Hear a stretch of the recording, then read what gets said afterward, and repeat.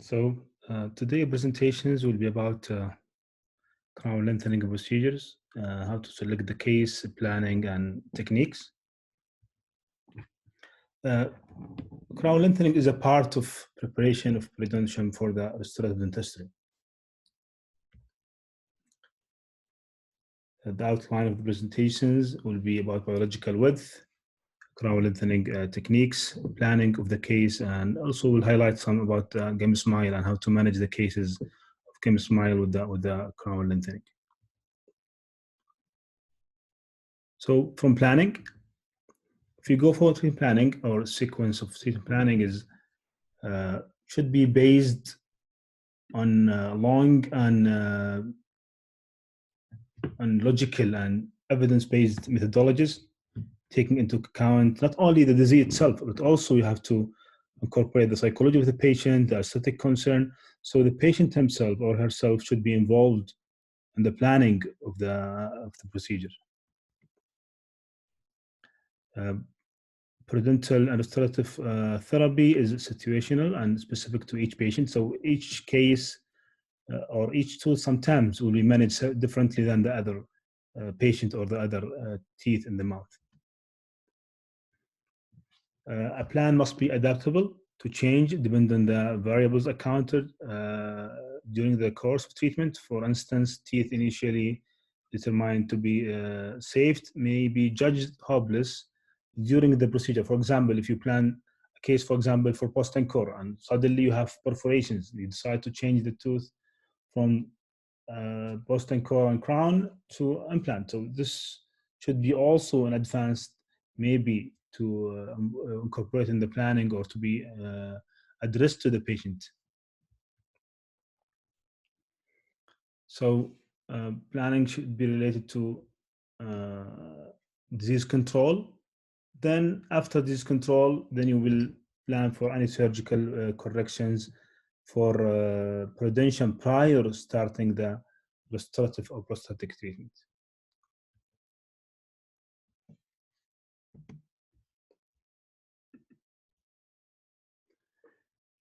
First thing, we start control of active disease, treatment of emergencies, if there is any emergency to address.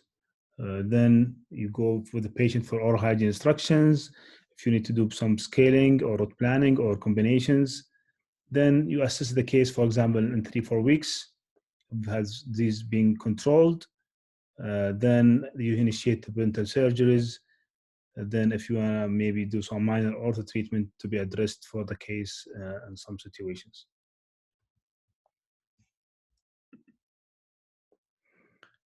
There is several classifications of pre-prosthetic surgeries, and we'll just highlight about some of them is like management of mucogingival problems like gingival recession or hyphenal attachment, preservation of the ridge morphology after tooth extraction with socket grafting or socket management. Our surgery or our topic today is about crown lengthening, and also sometimes we need to reconstruct the ridge after long-term extractions, either with soft tissue or bone augmentations or combinations. So the first step we talk about in planning is to prepare the mouth periodontially. So if you have active periodontal disease, for example, calculus, inflammations, pocketing, either gingivitis or periodontitis, it has to be managed earlier before starting the restorative or prosthetic work by doing oral hygiene instructions to the patient, scaling or planning, sometimes open flap debridement, to be initiated earlier before doing the restorative or prosthetic work. So one of the challenges for restoring dentist is to locate the margin of broken tooth or old restorations. So this is one of the most concern of the restoring dentist if you want to do crown, for example, to a subgingival restorations. For such things, just will speak about clinical situations that require a decision to restore or extract such teeth. If you have short clinical crown, usually, and it is not salvageable by crown lengthening, maybe it's better to extract. If there is an indication of root caries, then you will assess if you can restore that root caries by doing crown margin that root, or maybe you'll change it to just extraction or replaced by implant or 3-Newton bridge. If any perforations, where is the location of the perforations? The fracture line, if there is, for example, attritions, or if there is altopassive eruptions, there is short clinical crown, all these are part of crown lengthening decision, or in some situation like the earlier, where is the fracture line, the perforations of extraction maybe, or to replace by dental implant. So one of the most important to be addressed is the biological dimension or biological width, which is as an interaction between restorative margin and parental tissues. It's a complex. Gargilio in 1961 addressed that one, and they estimated the biological width is to be 2.04, which include the epithelial attachment, about 0.97 millimeter, and connective attachment about 1.07 millimeter. So this complex is termed as supracrystal fiber complex, or biological width, or biological dimensions, and they estimate the mean of that number as 2.04. So Engberg, he recommended to have 3 millimeter of coronal to the alveolar crest tooth structure, which give you a ferrule effect about 1.1 or 2 millimeters for the ferrule effect around that restorations. So, for example, you see some cases like this. Patient smiling, you have a nice white teeth, but when you reflect to see the gum line or the gingival line, you'll see some inflammations. And this inflammation is a chronic. Why? Because the dentist who restore that area, he evaluate, or she violate actually the biological width. So why it's important to address? Because to avoid chronic inflammation as the earlier case. So let's see this case. Not bad white teeth, but when you reflect, you see the chronic inflammations around the crown margin.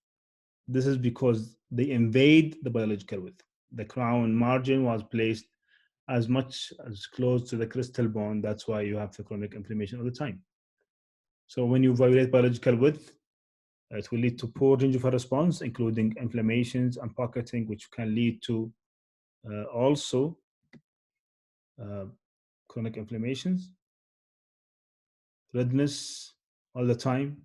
It doesn't go even with the brushing. So as you can see in this case, so after flap reflection, you can see the crown margins almost 1 millimeter from the crystal bone, which is invading biological. As we said, we need to have at least 2.04 or 3 millimeter from the crown margin to the crystal bone. That's why the chronic inflammations are there all the time. It will not subside by scaling or root planning or just oral hygiene. Then you have to interfere surgically and recorrect that margin. Sometimes you could end by recession. If you violate biological width, instead of having pocketing and chronic inflammations, sometimes the tissue will respond by receding, and then you have long teeth. As you can see, chronic inflammations all around because of sometimes violation biological width, or sometimes by intruding the cement to cause to crystal bone. Chronic inflammations all around. As you can see closer view, the margin is slightly puffy and red because of the violation. One of the importance also to have marginal integrity, because if there's a chronic inflammation, there's bacteria. Bacteria will lead to recurrent caries. So the crown will fail in a short period of time because of the caries and because you violated the biological width. Not bad teeth, gingival inflamed, chronic. You remove the crowns, you could see the sign of inflammations and buffiness and edema, which is because of the chronic inflammation bacteria, and it could lead to recurrent caries around that crown margin. So how to evaluate biological width? X-rays, mesodistal dimensions. You could measure from the crown margin to the crystal bone. If it is less than 3 millimeter, maybe there is a need for crown lengthening. Sometimes you could do bone sounding. If the patient feels some discomfort around an old crown or old restorations, they are not happy with that area during probing, maybe there's an indication for the need for biological width correction. And one of the most accurate one, because the x-rays is 2 dimensions, but you need to locate also the palatal and the facial. One of the best is to do bone sounding, where you give anesthesia and you sound with the probe all the way to crystal bone.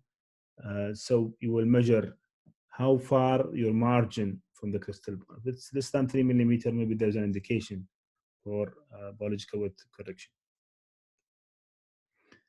Biological width correction usually done by crown lengthening procedures. So what are the indications?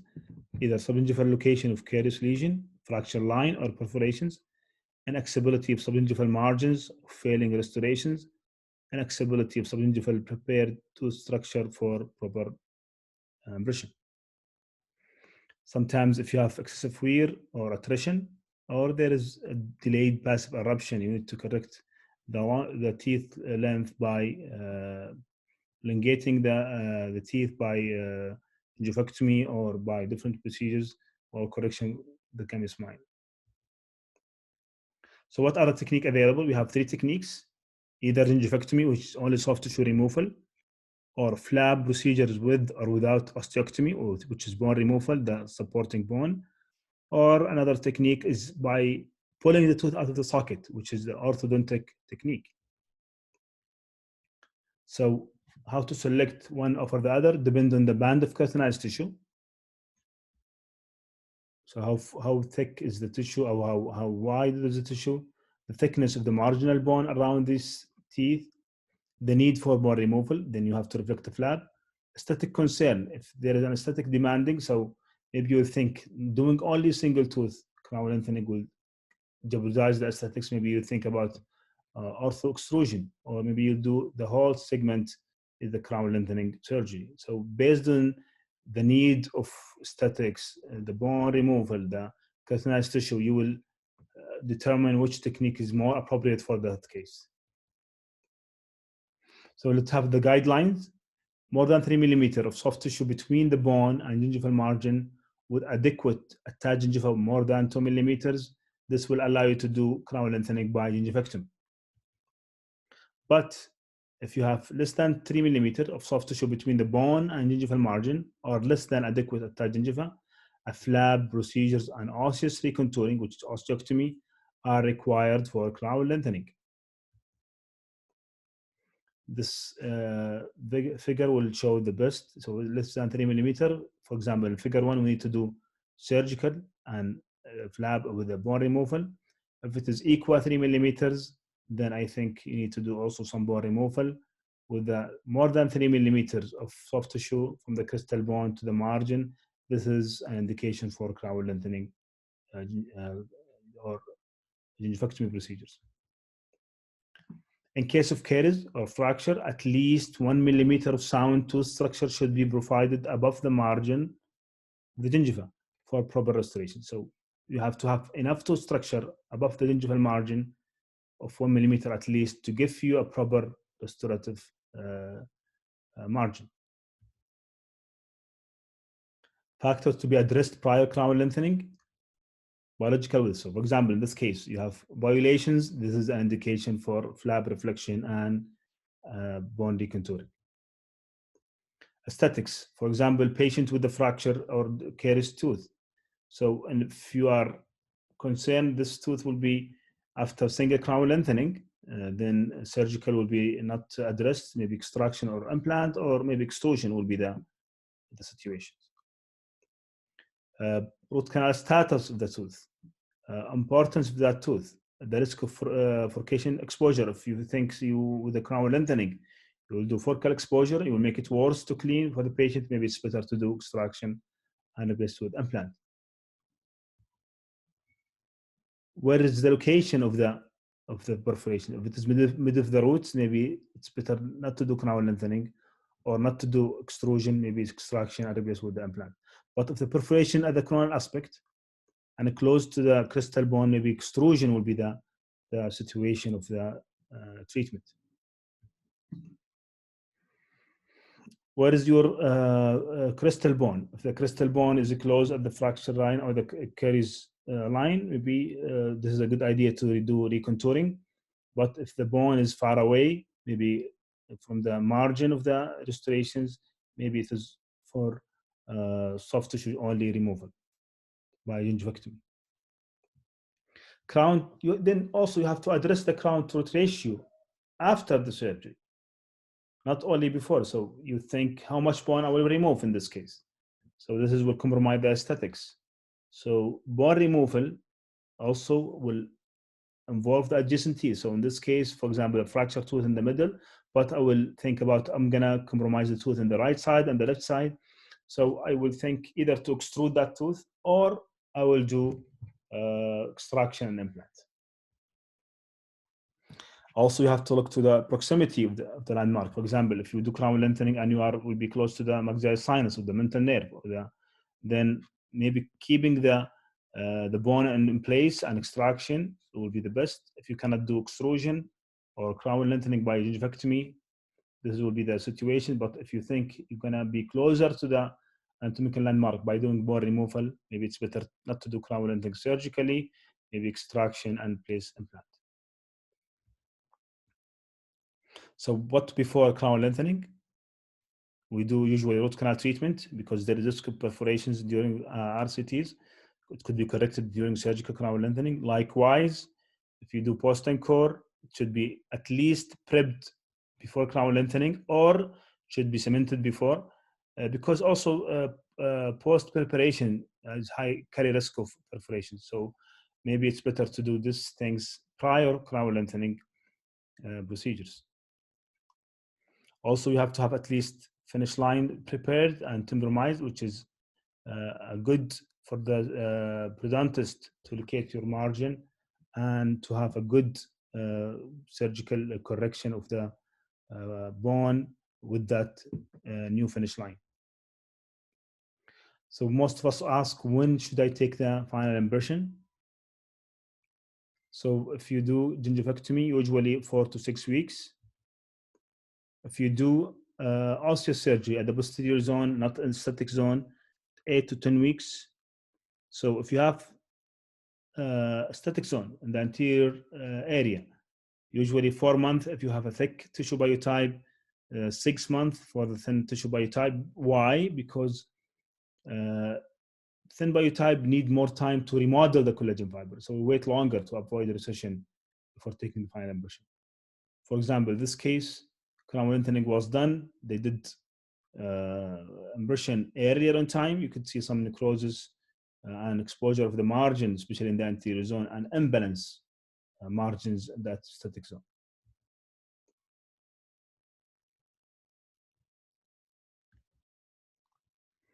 So we saw some clinical cases.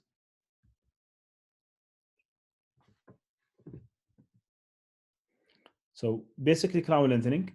So for example, if you have, in this case, prevent access.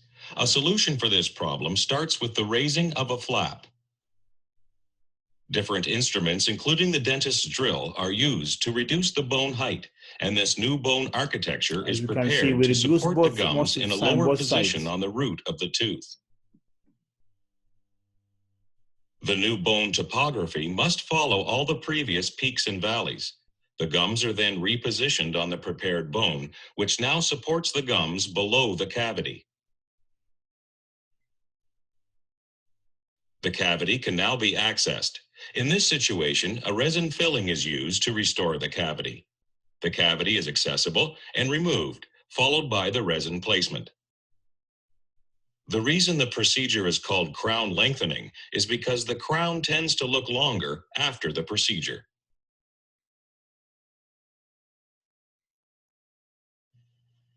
In this situation, we see an entire cusp break off the tooth. If the tooth breaks below the gums, we cannot restore it, as in this case. To save the tooth, we can do several procedures.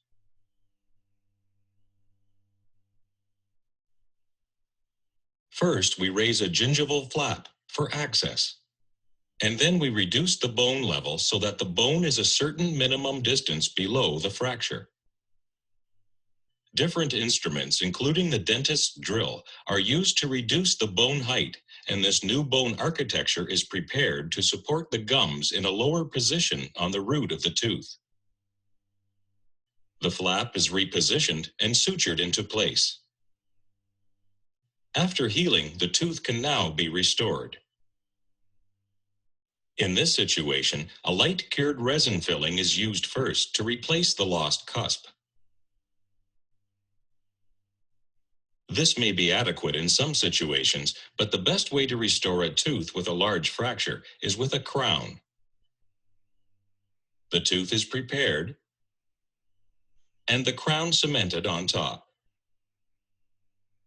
Initially, there may be gum spaces missing between the teeth, but if the distance between the bone and the contact point is less than 5 millimeters, the tissue will eventually fill in these areas.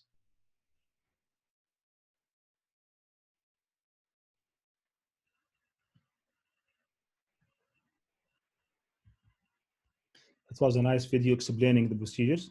So let's see this case. For example, we have enough band of keratinized tissue, 5 millimeter. In this case, we could have some scalloped. We could like remove about 2 millimeters from the gingival tissue. Then minimal fab reflections, we use the end cutting burr to recontour the bone around that margin. Then we switch it back.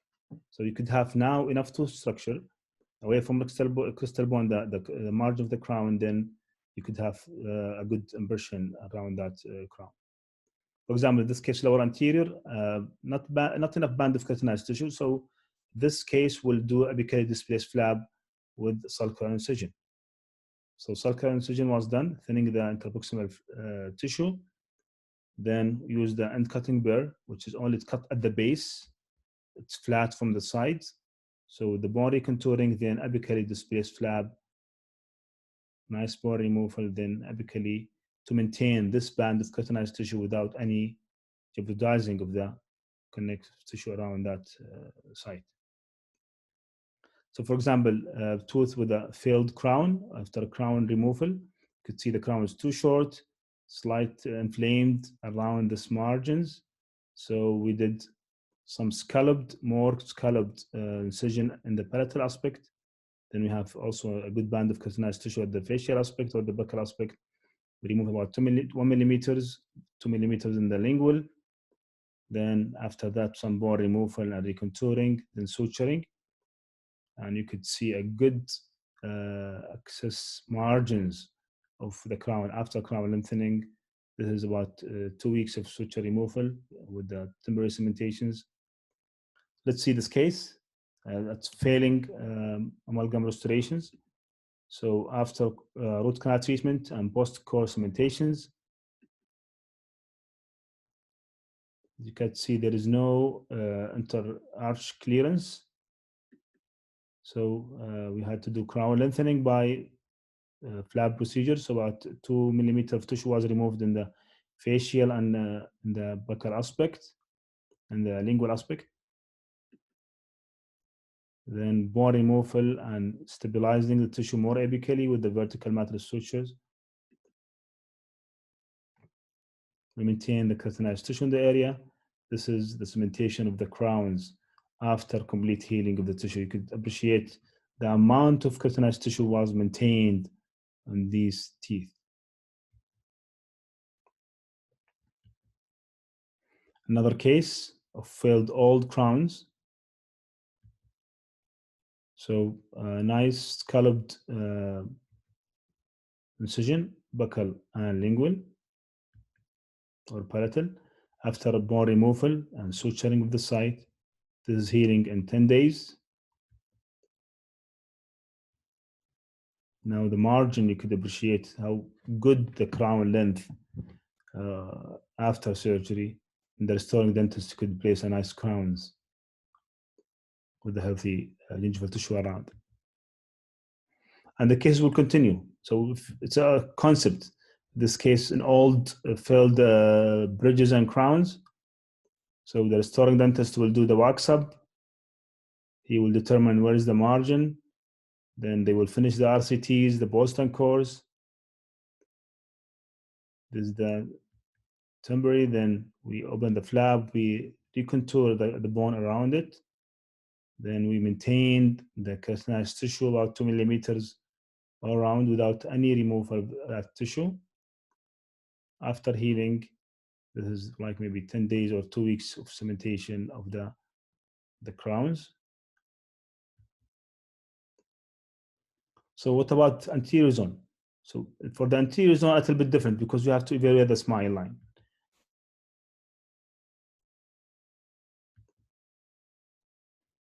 Smile line evaluations could different evaluation or different scores. For example, in this classifications, they have score 0, which is low smile line, where we less than 25% visible of the margin.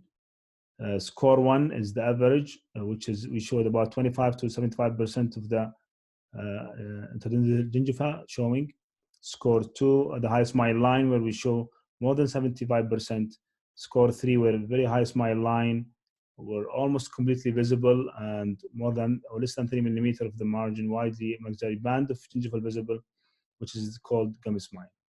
So this is the low smile line patients, and this is the average smile line patients. Then this is the high smile line patients, and this is what we call it the gummy smile or very high smile line patients.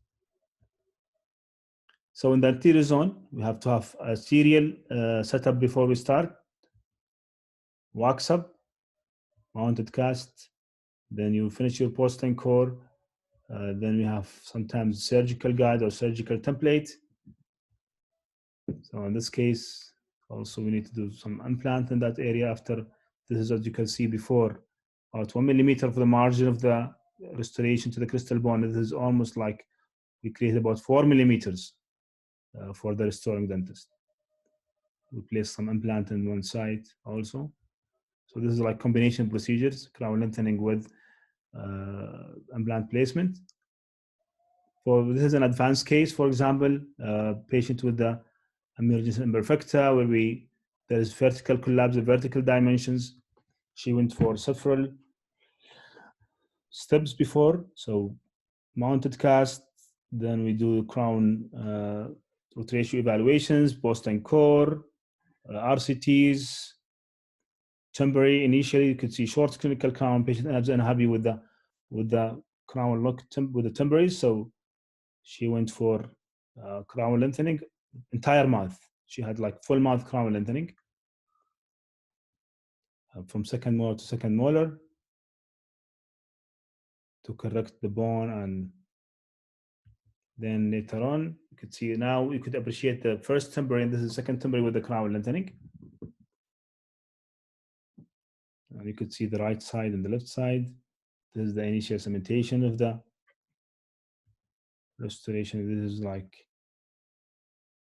the case where it started with the temporary at the time of cementation. This is 1 year later. You could appreciate the crown length and the smile topography has changed where we started and where we ended. This is the follow-up of the case, almost in 2 years, with a stable gingival tissue.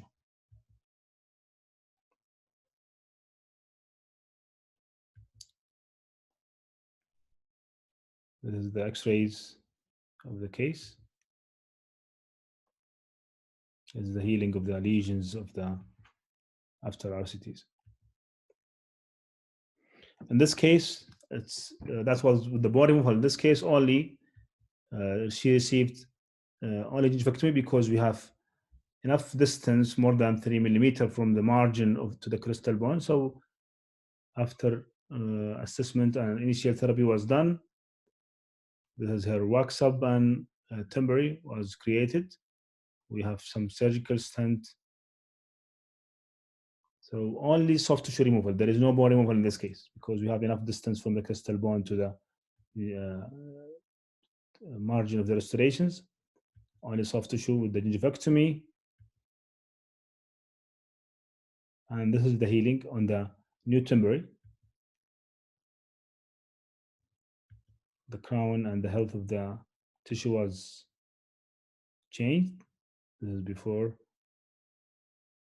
This is after cementation of the final restorations. This is before, and this is after cementation of the final restorations. So only soft tissue removal. There is no bone removal in this case. What about ortho-extrusion? It's indicated, and if there is excessive surgical bone reduction is anticipated, and also you will not compromise the adjacent teeth if you do extrusion. Slow eruption technique, advantage level and align gingival margin and the crowns of teeth to be aesthetic harmonious with the adjacent. If you do rapid eruption, which is usually in our case, we utilize a heavier force, the tooth will be extracted from the socket. So we keep the crystal bone in place, but we move the tooth out of the socket rapidly. Crystal bone and gingival margin are retained at their pre-treatment locations. Usually we do fibrotomy every 7 to 10 days during the activation period. So for example, in this case, tooth number 22 is indicated for crown lengthening procedure, but we decided to maintain the tissue in place and do only minor ortho treatment by extrusion. So this is a temporary. So you could see the crystal bone is almost close to the margin of the restorations. So doing RCTs and temporary crown, then we pull the tooth up to the socket by extrusion. So then we do the fibrotomy also. We pull the tooth almost 3 to 4 millimeters out of its socket. This is where we started, and you could see now the bracket touching the wire. So it's indicated now you arrived to exact distance that you want. Then sometimes you need to do some minor recorrection, just small flap reflection and bone recontouring in the interproximal area. So we let it heal for 3-4 months later. After that, this is the cementation of the initially. This is 1 year later. You could appreciate the maintenance of the tissue and aesthetic of the area. Just quickly about the gummy smile corrections. There is different type of gummy smile. Dental problem, which is passive eruption, where incomplete recession of gingival margin after full teeth eruption. Skeletal problem, which is excessive gingival display, either due to incompetent lips or prognathic maxilla. This is usually, it will go for orthodontic surgeries. So in this case, this is after ortho treatment. You could see the over eruption of the gingival tissue with the passive eruptions. So flap reflections with the gingivectomy first. Then you could appreciate the amount of bone that's close to the central junction need to be corrected to avoid the relapse, bone removal. And now expose the cementum for about 3 millimeters exposed to create biological width in the tooth structure. This is the case you started. This is a year later.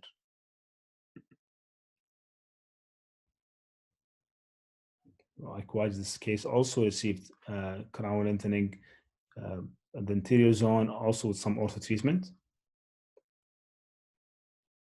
This is their case ended, and this is where we started. Likewise, this is the same case, same concept. So also this one, you could appreciate the bulginess of the bone at the posterior zone and short clinical crown.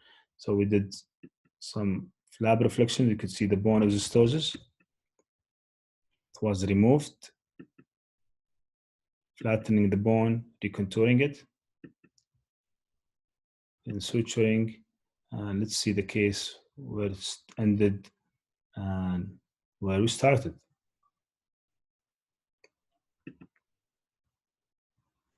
This is before, and this is after.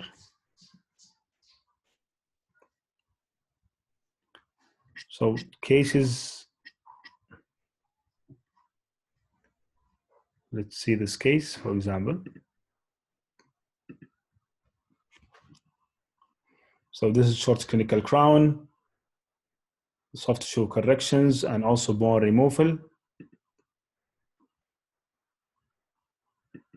This is before the left side, and this is the right side after almost 6 months of crown lengthening. So certain dental procedures are designed to provide for adequate tooth length, for retention, access, for tooth preparations, impression making, and finishing of the restorations. Failure to complete these procedures before restorative care can add to the complexity of treatment and reduce unnecessary risk failures. So checklists for crown lengthening, preoperative x-rays, caries excavation, root canal treatment, post and core, and temporary. This is usually what you do before sending the patient for crown lengthening. So put in your mind, dentistry is aesthetics, function, and also parental health. Thank you for listening, and have a good day.